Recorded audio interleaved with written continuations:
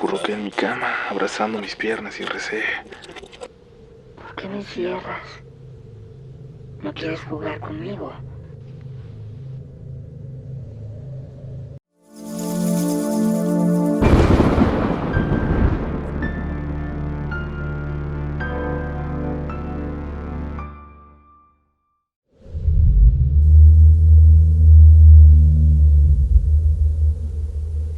Muy buenas noches a la mejor comunidad de internet, a la mejor comunidad del mundo, a ti que eres parte de la comunidad Relatos de la Noche. Gracias por acompañarnos en una noche más, una noche distinta en la que hablaremos de lo que se aparece en los lugares más cotidianos, de apariciones que parecen anticipar la tragedia, de las señales que solo algunos pueden ver y aunque no entendamos el todo, reconocemos como una advertencia, como una presencia que camina entre nosotros, sin prisa, pero con un propósito, como un fantasma que cuando aparece no lo hace en vano. Así que si están listos para dejarse llevar por el miedo, no ese que se inventa, sino el que nace de lo que ya no podemos ignorar, es momento de apagar la luz, ponerse cómodos y entrar en los siguientes relatos de la noche.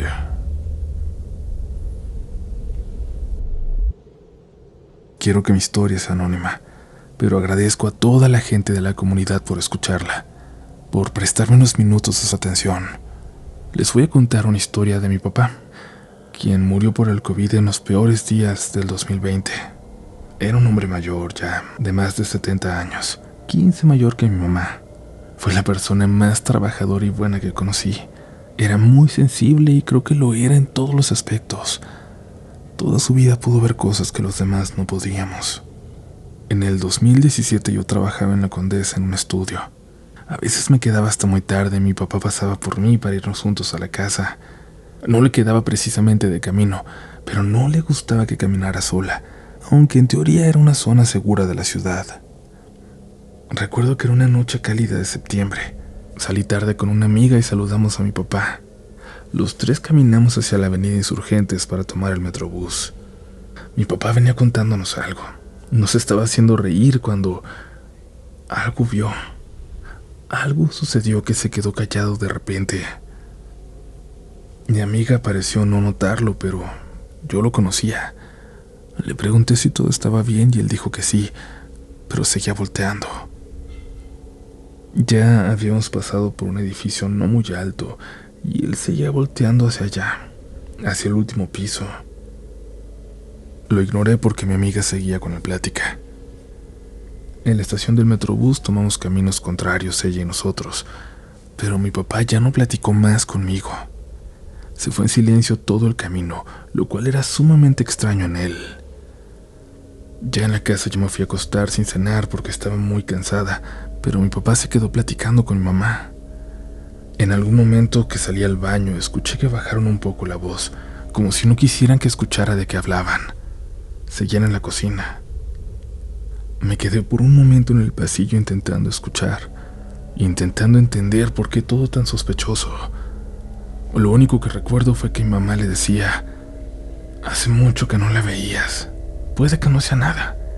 Ya tienes los ojos viejos. Me di por vencida.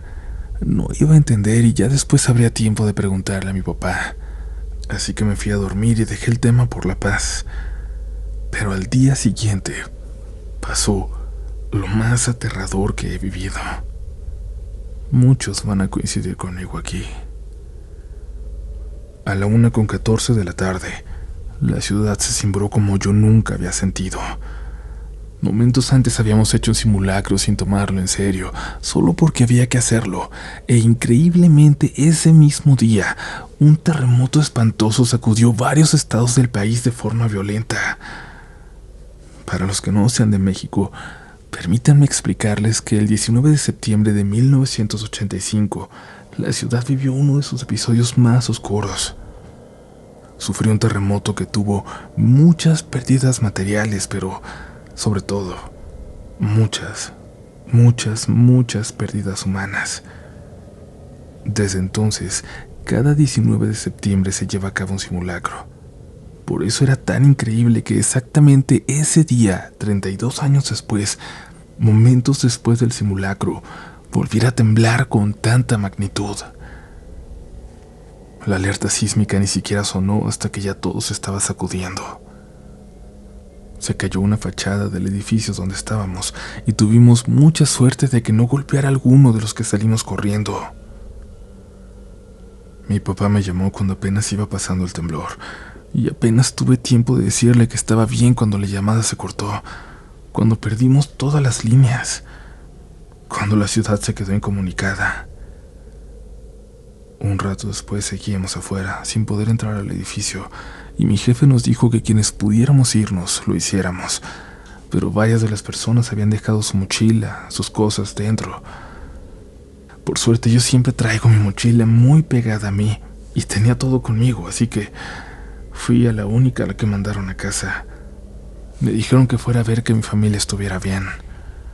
Caminé sola, completamente sola, pero rodeada de miles, de decenas de miles de personas que deambulaban por la colonia sin saber qué hacer, en silencio, muchos de ellos con la mirada perdida y con la cara llena de polvo. Las calles estaban llenas de caminantes. Los carros habían perdido su espacio para circular. Me dirigía hacia Insurgentes cuando noté algo que hasta el día de hoy no puedo superar. Apenas a 2 cuadras de mi trabajo, un edificio se había derrumbado por completo.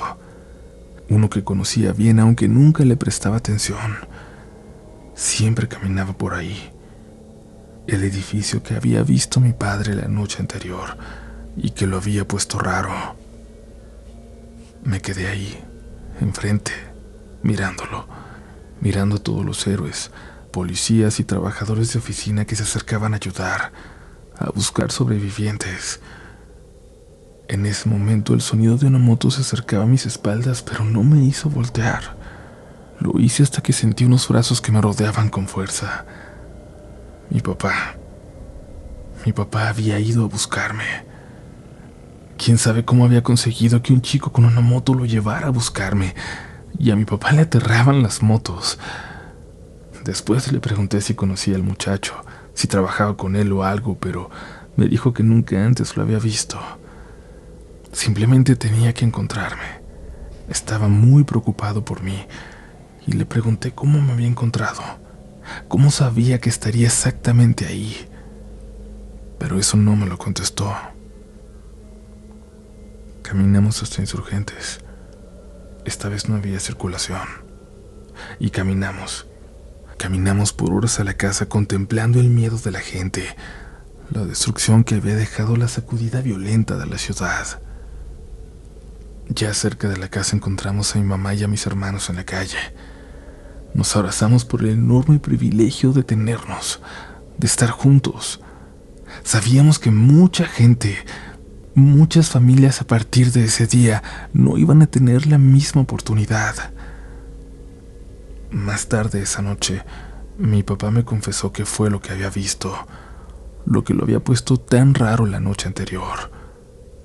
Algo que solo había visto 3 veces antes en su vida, pero que había aprendido a entender. Cuando caminábamos la noche anterior rumbo a Insurgentes, de repente escuchó un sollozo, algo que llamó su atención. Notó que venía de arriba, del edificio, del último piso, pero en realidad lo que lloraba estaba en el techo. Era una mujer muy delgada, de luto, decía él, toda de negro. Alguien que él había aprendido a entender que era la muerte, como si llorara por quienes unas horas más tarde la iban a ver, por quienes había de llevarse.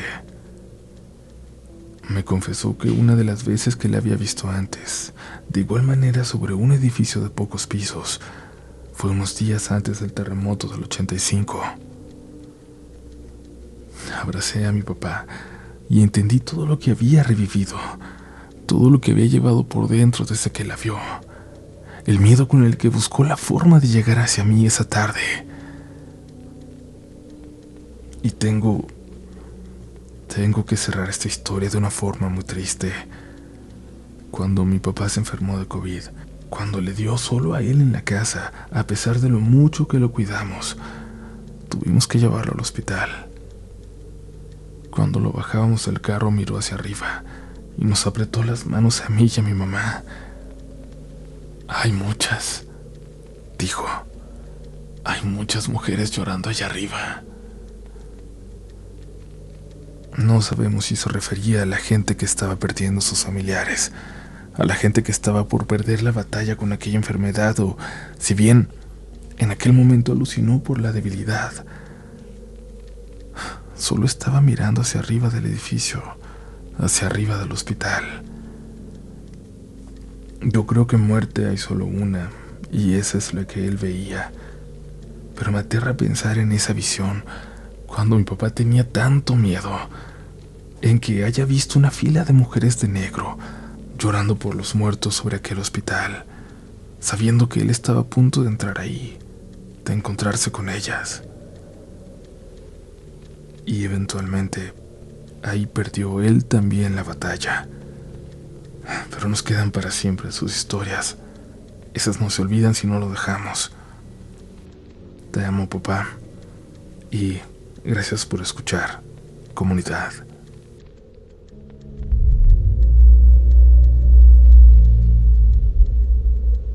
Buenas noches, comunidad. Me llamo Jenny y soy de Acapulco, Guerrero. Y aunque soy muy fan de las historias paranormales, debo confesar que no soporto vivirlas. Desde niña me han pasado cosas raras. Muchas de ellas intenté ignorarlas o convencerme de que no habían pasado, pero hoy quiero compartir un conjunto de manifestaciones que todavía me da miedo recordar.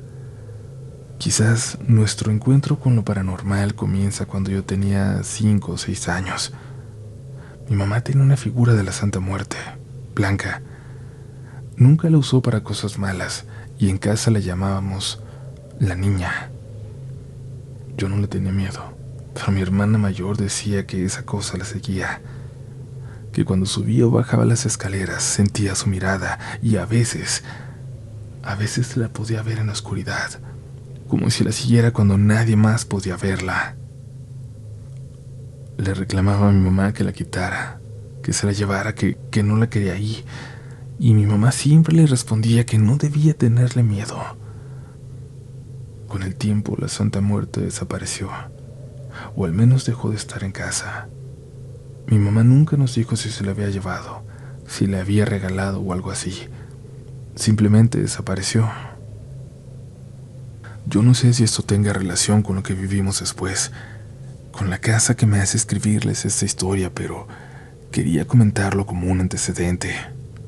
Y es que pasaron los años y, después del terrible huracán Otis, nos cambiamos de casa. La que teníamos ya no era segura, ya no la podíamos habitar, así que encontramos una de 3 pisos con azotea. Ahí vivimos 2 familias, mi mamá y yo con mis 2 sobrinas, y en el tercer piso una gran amiga de mi madre, a la que yo siempre consideré mi segunda mamá, ella y sus 2 hijos. La primera noche ahí fue difícil. Apenas habíamos mudado los colchones, y yo dormí sola en un cuarto porque mis sobrinas aún no llegaban. Estaba sola con mi gatita, Emma. La habíamos adoptado después del huracán. La encontramos sola y asustada. Era una gatita blanca con manchas café y ojos azules. Acababa de ser operada para que no tuviera crías, así que estaba recuperándose. Yo dormía con ella y la cuidaba mucho. Esa noche me acosté con audífonos y me tapé por completo con mi cobija blanca favorita. Me sentía segura así, aunque mi mamá siempre me decía que no me durmiera de esa forma porque así se tapan los muertos. Me dormí, pero en la madrugada sentí mucho frío. Cuando desperté, la cobija ya no estaba sobre mí, estaba perfectamente doblada al lado de mi cabeza. Eso me asustó mucho. Yo no me destapo ni cuando hace calor. La extendí y me tapé de nuevo, y noté que Emma no paraba de maullar. Le di de comer, pero no quiso. La bajé al primer piso por si quería usar su caja de arena, pero solo se quedó sentada en una esquina, mirando fijamente hacia las escaleras. Esa noche, no sé cómo por los nervios, pero logré dormirme.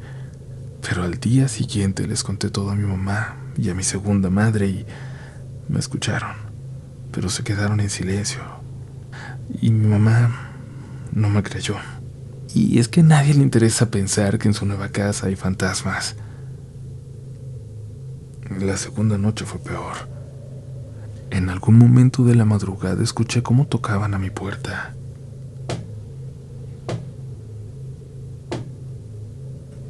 Un golpe, luego otro. Detuve la música de mis audífonos y escuché 2 golpes más.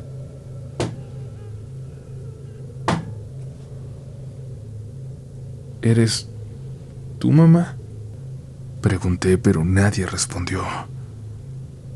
Solo me quedé quieta abrazando a Emma. Poco después ella empezó a maullar de nuevo. Intenté tranquilizarla, pero parecía estar muy nerviosa. Yo tenía miedo, pero me importaba más Emma, así que tomé valor y salí del cuarto. Bajé a mi gatita al primer piso, intentando distraerla, darle agua, comida, y otra vez se quedó mirando hacia una puerta, como si viera algo en la oscuridad. La llamé, pero no me hacía caso en lo absoluto. La cargué para subir y cuando estábamos arriba lloró tan feo que la solté. Salió corriendo. Me miró desde las escaleras con una expresión que no sabría explicar. Me dio mucho miedo verla así. Unas semanas después, Emma murió. Mi mamá la encontró en la antigua casa, donde pasamos el huracán. No tenía golpes, ni veneno, ni explicación alguna. Simplemente se murió. Yo no estaba en Acapulco cuando ocurrió. Me sentí muy culpable. La había llevado al veterinario antes de irme y estaba bien. Solo esperaba que le quitaran los puntos de su operación. Después de su muerte, la casa se volvió pesada. Todavía más. Todos comenzaron a sentirlo.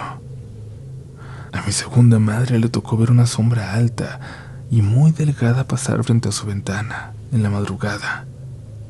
A mi mamá le tocó sentir un aire frío saliendo del baño. Sentirlo claramente, como si ocupara un espacio, y también que le tocaran la puerta por la noche. Mi sobrina también vivió algo. Estaba sola en el cuarto y sintió que alguien se acostaba junto a ella. Sintió como el colchón se hundía. Pensó que era yo, pero cuando volteó, no había nadie. Momentos más tarde, vio como la perilla de su puerta se giraba y luego la puerta se cerraba sola, como si alguien que no podía ver estuviera saliendo. También tuvimos un episodio extraño con su mochila. Una noche, mientras platicábamos, noté su mochila al pie de la cama. Le dije que la pusiera en el sillón, pero ella no quiso levantarse. Seguimos hablando y cuando menos lo pensamos, la mochila ya no estaba. Estaba perfectamente colocada en el sillón donde le había dicho que la pusiera. Fue ahí cuando las dos fuimos testigos de algo que todos en casa comenzaron a creer. Ya no era solo mi palabra, sino un conjunto de situaciones inexplicables que todos habíamos experimentado. Cada quien tenía su historia. Por eso le preguntamos al muchacho que cobra la renta si algo había ocurrido en esa casa. Nos dijo que antes vivía una familia con un bebé, que una vez lo dejaron en la cuna y después lo encontraron afuera, pero sano y salvo, y no sabía de nada más grave. Tan solo nos recomendó echar agua bendita. Hoy ya nos pasan tantas cosas, pero la casa sigue sintiéndose pesada. Y a mí no me gusta quedarme sola. Espero no tener que hacerlo nunca. Muchas gracias por escucharme.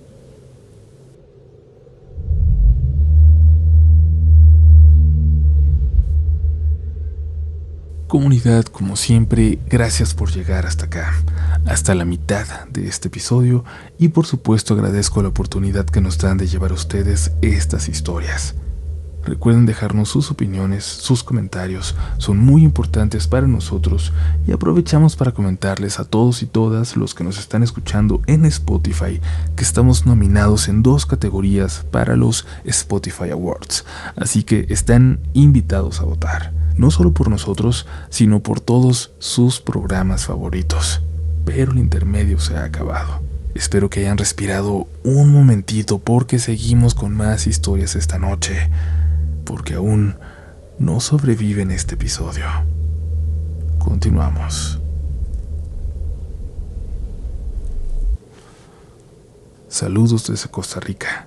Me llamo Darren Vargas y la historia que estoy a punto de contar podría decirse que es más como una serie de historias cortas que giran alrededor del mismo tema.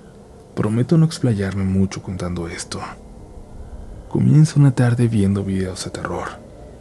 Siempre he sido un gran creyente y un gran consumidor de todo lo paranormal, así que a veces me pasaba las tardes viendo historias o relatos de terror. Entre tantos videos que habían disponibles, me salió uno que llamó mi atención, mucho por encima del resto. Era un video contando a manera de resumen el caso de Josué. Supongo que muchos lo conocen. Es uno de los casos más famosos de un programa de radio mexicano. Y a su vez, uno de los episodios que más misterio e incógnitas tiene a su alrededor.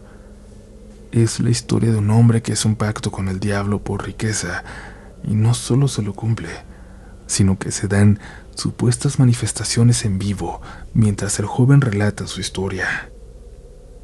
Me puse a ver ese video esperando que fuera otra historia común y corriente, pero más o menos a la mitad de escuché un golpe. Algo se había caído en la habitación en la que estaba. Era una mochila. Esto me pareció sumamente extraño, ya que la mochila estaba encima de una mesa bastante grande, así que no fue por un tema de espacio o del posicionamiento que ésta se cayó. No me preocupó. Seguí viendo el video, y más o menos hacia el final decía que había personas que comentaban que, al ver esta historia completa, cosas extrañas habían pasado en sus casas. Me pareció curioso, pero no le di importancia nuevamente y terminé de ver el video sin más.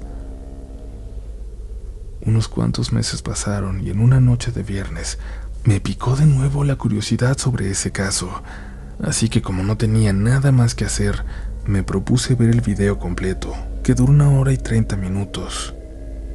Me encerré en mi cuarto, tomé mi celular, conecté los audífonos, me puse uno y empecé a ver el video. Al inicio todo estaba normal. No notaba que nada raro estuviera pasando. El video y los minutos avanzaban y empecé a creer que esta vez no iba a pasar nada extraño. Pero de repente, más o menos a la mitad, escuché un golpe. Un golpe sobre una madera, sobre una puerta. Lo ignoré. Decidí creer que era algo que venía de afuera y seguí escuchando. Además de eso, nada extraño ocurrió. Solo sentía ciertos escalofríos, ya que los sonidos que aparecen en la historia me parecen inquietantes, pero no hubo ningún otro evento tangible. Al terminar de ver la 1 hora y media del caso, sentí algo de curiosidad por ver qué era lo que había sonado, así que me levanté de mi cama. Me asomé y vi que la puerta de mi habitación estaba abierta, más o menos hasta la mitad. Esto no lo había notado antes porque para entrar en dicho cuarto había un pequeño pasillo que cubría toda la visibilidad de la puerta, así que para poder verla tenía que levantarme y asomarme. Al ver que la puerta estaba abierta, sentí un frío punzante recorriéndome todo el cuerpo. Y es que yo la había cerrado antes. Me había asegurado de hacerlo. Cerré de golpe y volví a la cama. Esa noche no pude dormir. Me quedé viendo memes y otros contenidos no relacionados a lo paranormal para tratar de olvidar lo que había pasado. Pasaron años hasta que volví a ver algo relacionado con el caso de Josué. Estaba con 2 amigos y les había comentado sobre las experiencias viendo dicho video. Ellos, como era de esperar, no me creyeron, así que les propuse que lo viéramos esa noche y accedieron. Nos pusimos a verlo los 3. El curso de acciones fue más o menos el mismo. Al inicio no parecía que nada fuera de lo normal estuviera pasando y simplemente estábamos comentando entre nosotros lo que se decía en la historia. Pero más adelante, Casi a la hora de haber comenzado, empezamos a notar que las flores que tenía mi amigo en su salón se estaban moviendo. Esto era raro, ya que no había ninguna fuente de aire como para que dichas flores se movieran. Y lo más curioso es que esto solo pasaba con las luces apagadas. En cuanto prendíamos las luces, las flores se quedaban estáticas, pero en cuanto las apagábamos empezaban a moverse lentamente. Seguimos viendo el video y unos 5 minutos después sonó un fuerte estruendo cerca de la casa. Era un sonido de un golpe de metal. Fue un golpe bastante fuerte. Curiosamente, la dirección de donde escuchamos el golpe era hacia el parque. Un parque a la vuelta de la esquina, donde los guardias afirman que se han visto cosas por las cámaras que espantan. Fue como si algo en nuestro video los hubiera alborotado. Pero a esas horas estaba completamente vacío. No había nadie ahí, ni una razón o una explicación para ese ruido. No pudimos continuar viendo el video después de eso. Desde entonces no he visto nada de ese caso. Si alguien en la comunidad ha vivido alguna experiencia similar con este o con cualquier contenido que crean está de alguna manera cargado de energía, sería genial si pueden compartir sus experiencias en los comentarios, para así ver que no estoy solo. Cuéntenos si les ha pasado. Cuéntenos con cuál.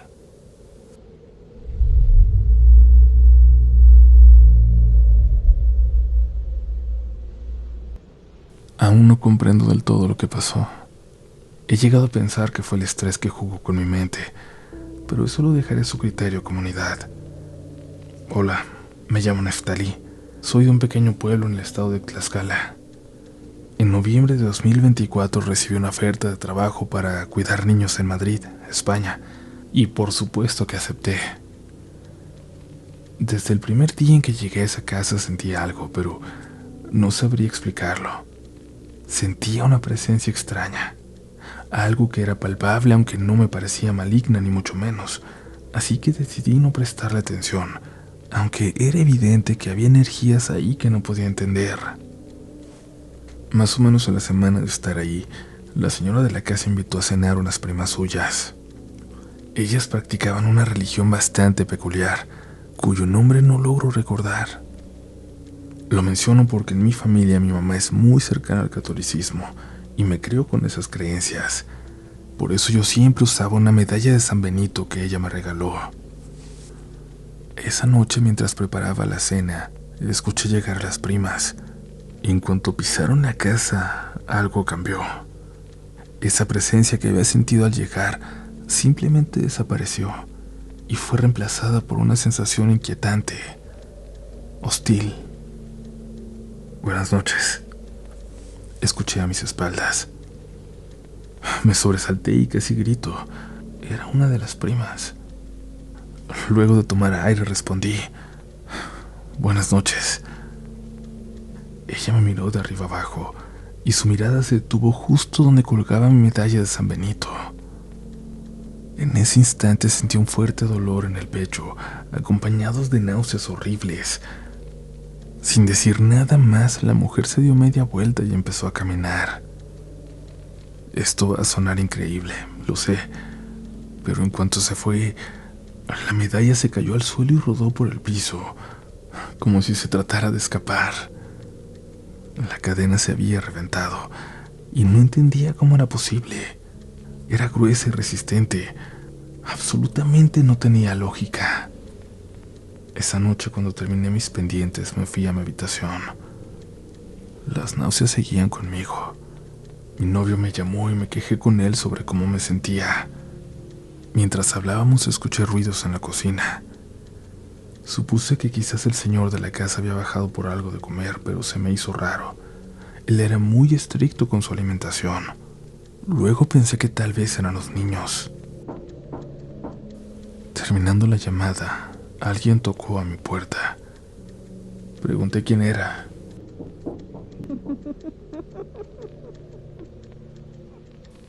Pero lo único que escuché fueron pasos rápidos, como si un niño corriera hacia las habitaciones.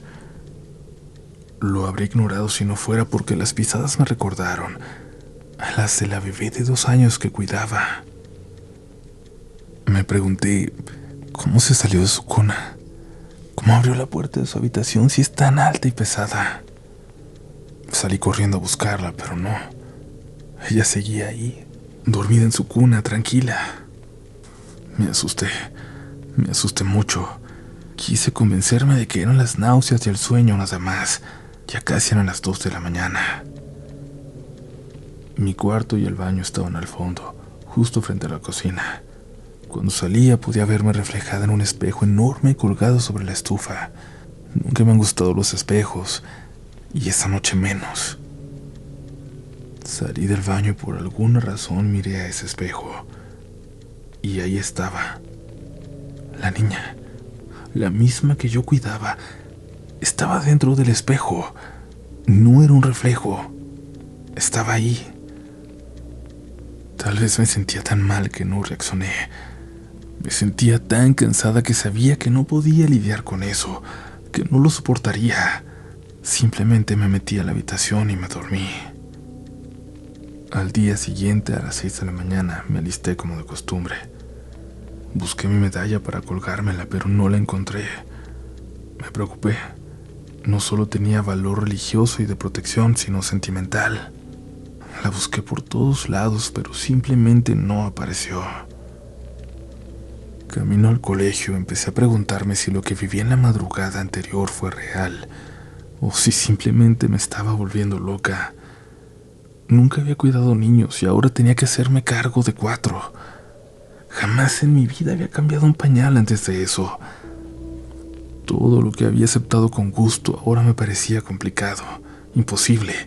Me generaba mucha ansiedad. Regresé a la casa, cerré la puerta. Por alguna razón me sentía tranquila, incluso de buen humor. Apagué unas luces que se habían quedado encendidas y pensé en qué preparar de comer. Dali. Al pasar frente al cuarto de las niñas, escuché claramente que alguien me llamó. Volteé de inmediato, lista para responder, pero entonces lo recordé. La casa estaba vacía. Nadie, absolutamente nadie debía estar ahí. Un escalofrío me recorrió completita. Escuché pequeños pasos acercándose, y no sé cómo, pero corrí. El piso de madera vieja rechinaba con cada pisada, como en una película de terror. ¿Cómo lo odiaba? Me refugié en la cocina. Tomé un cuchillo y me pegué contra la pared mirando hacia la puerta. Esperé. Solo esperé. Esperé y esperé, pero no llegó nadie.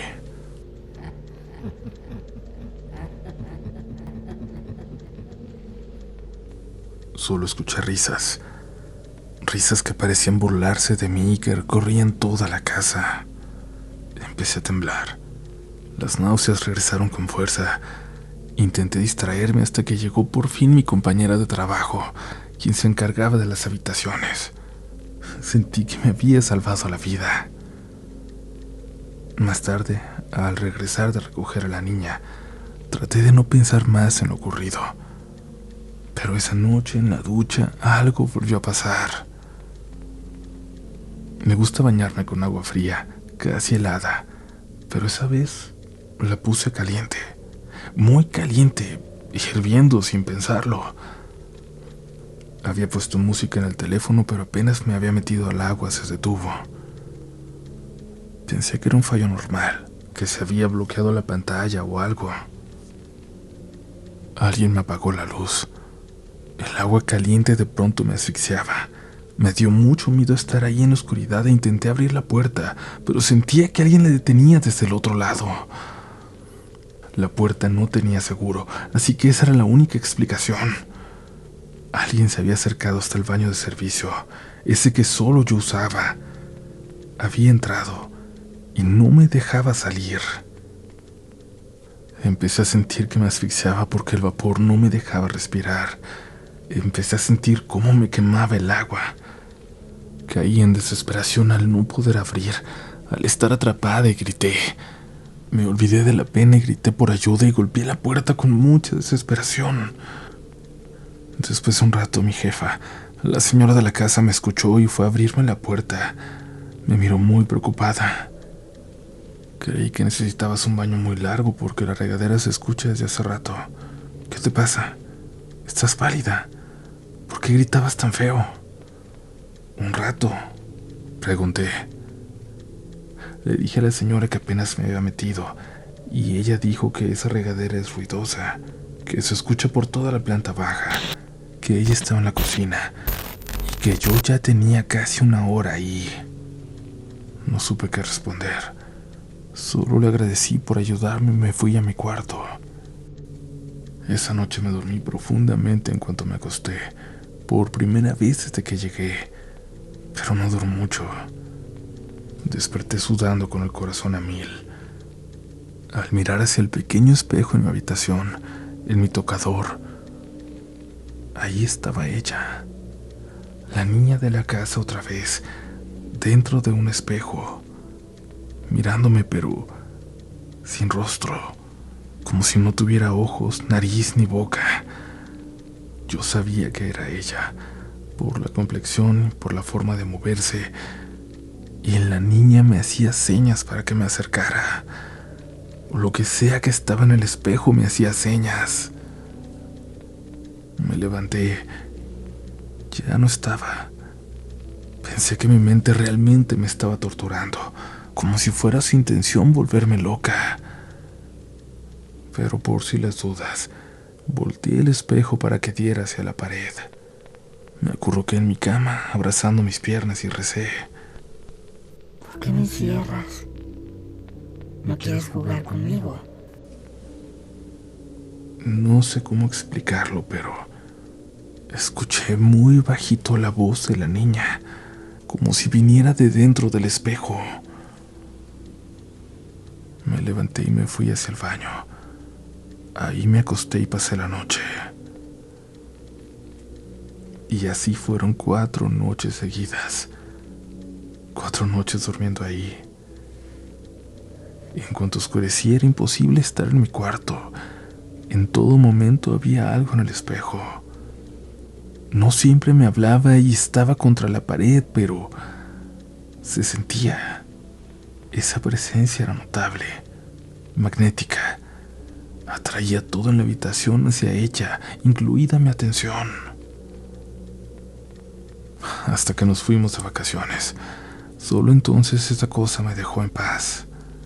Durante 3 semanas estuve tranquila, pero cuando regresamos a la casa, cuando yo estaba decidida a afrontar diferente esas manifestaciones, decidida a no darle la importancia que no tenía, me dejaron sola de nueva cuenta. Completamente comprometida a volver a la normalidad, me intenté dormir en mi cama. ¿Por qué te fuiste, Tali? ¿Por qué me dejaste? ¿Estás enojada? Me paralicé. Esta vez, la voz venía de afuera del espejo. Lo que sea que me estaba hablando estaba ahí, en el cuarto, en la oscuridad.